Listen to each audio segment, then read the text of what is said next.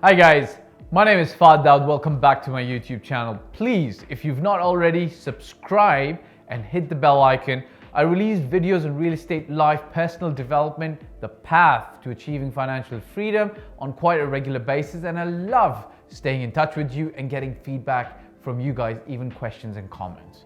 Check this out, right? So my first official property investment was when I was 26 years old and was in Dubai, but I'd been in the real estate game about 2 years before that.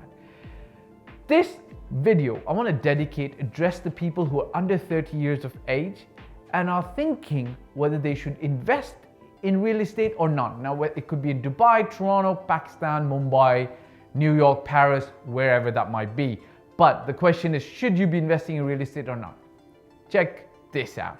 If you've got enough capital to invest in a property, you're either of these two. You're either running your own business, and you've got a good, decent business that's giving you enough capital that you can put on the side and you can reinvest, or you've got a really good job, or you're employed in a good position where you've got more money at the end of the month, as opposed to others who've got more month at the end of they've got more month left when the money's running over, right? So let's look at the first scenario.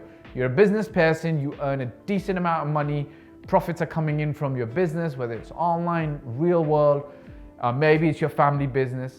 This is my personal recommendation. Into your own business, depending on the returns that you're getting, I would suggest if you've got extra money and there is room for expansion, where you can take extra market share, where you can grow your business beyond your wildest dreams, and you know what you're doing, I would always suggest put your money in your business, because business gives you 10, 20, 30, 40% return in some cases. The only issue is you should be damn sure that the money that you invest is going to increase your revenue and not just costs, right? So you're gonna have net more income coming to you. And you should be very fairly adept at running a business. A lot of people are not that great at running a business because you have to become marketing, finance, HR, entrepreneur, visionary, director, manager, technical person, all in one, and it's not everybody's cup of tea. Now, even if you're doing your own business, my suggestion to you is that you should take part of your money and put it into a property. The reason I say that is property is like a business, except it takes less direction and less involvement, and it's more stable on a long-term basis in terms of giving you regular passive income year to year. So you might, in Dubai for instance, at 7%, you will be getting 7% for every dollar that you invest, and it's perpetual, right? I'm not even talking about the capital appreciation. And then in some countries like the UK, London, you're closer to hitting the 4.55%. Paris, France, Monton, it's like 3.5%. It's less return, but still you might have capital appreciation coming into the property.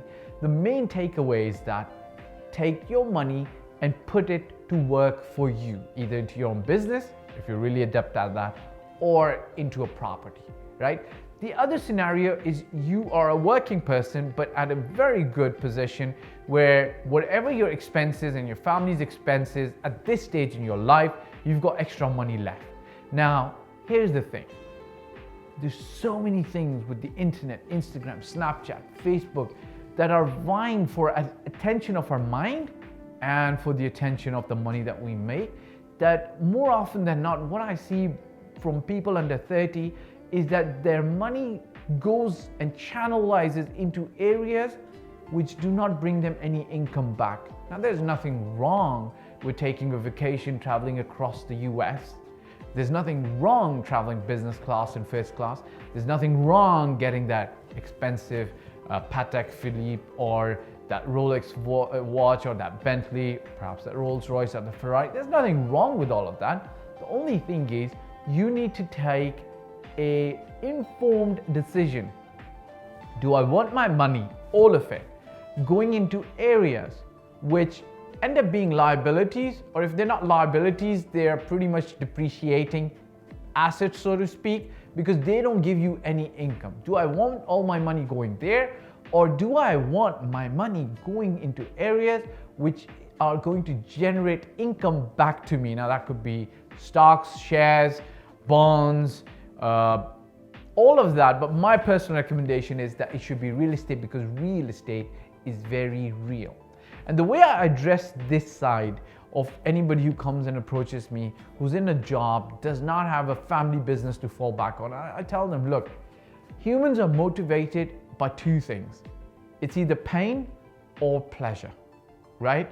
So the way you motivate yourself to making sure that the money you're making is invested in assets which are giving back to you, and you're growing that asset base for the generations to come, is by closing your eyes for a moment and picturing yourself 10 years, 20 years, 30 years from now, right? So in about 20 years time, you're going to be 40, and then 30 years time, you're going to be 50 years old. Now, the way the world economy is addressed and designed today, especially after the 2008 crisis, is that people are now working far beyond, almost into their 70s. So the question is, when you're 50, 55, and you're still working because you didn't start a business, right? Do you want to be in a position where you are living so dependent on the income you generate from the employment that you have? So basically you're exchanging your time for the money that you get, such that if, God forbid, you were to lose that job at 50 years of age, all you would have is 6 months worth of savings? Wouldn't it be brilliant and amazing if by the time you're 50, you've got a portfolio of 4 or 5 or 6 assets, properties? It doesn't have to always be in Dubai, but in different countries, which are giving you enough money for you to either completely stop working and just handle your property portfolio, or to give you that cushion for you to move on to your next job, to give you that cushion to pass on to your children when you're gone, right? Generational wealth. This is what I find with property and real estate and land. It's so real, and it transforms so easily from one generation to the next generation that it's almost very, very difficult for the next generation to get rid of it super fast. I'll give you an example. You'll see a business a lot of time gets inherited by the next generation. This is how it generally goes. The first generation that builds a business establishes it. Second generation grows it. And the third generation, it's commonly said, loses it, right? Because they've not done the hard work. They don't recognize what it took to build that business. But sometimes a business can be lost in the second generation itself by poor management. It could be lost in the first generation itself based on not reacting to the market the way it's going. The point I'm trying to make is, when you've got real estate, land, or property, what I've actually seen with people who inherit that, it takes them generations to get just rid of it. Even if they don't work, it's so solid, it's so real, it stays in the family. So I want you to, rather, instead of thinking, should I invest in real estate or not, think about your future generations. Think about your own future, right? So nothing against taking that trip across the US. Obviously, spend where you need to spend. I know the counter argument is, what if I don't live long enough? Well, what if you do live long enough, right? What if you do live into your 50s and 80s? What then? Think about it like that as well. Last but not the least, regardless of which stage you're at, my personal suggestion very strongly is educate yourself before you're investing, or hire an expert so that your hand is held, so that you know exactly what's going on with the properties or the investments that you're making.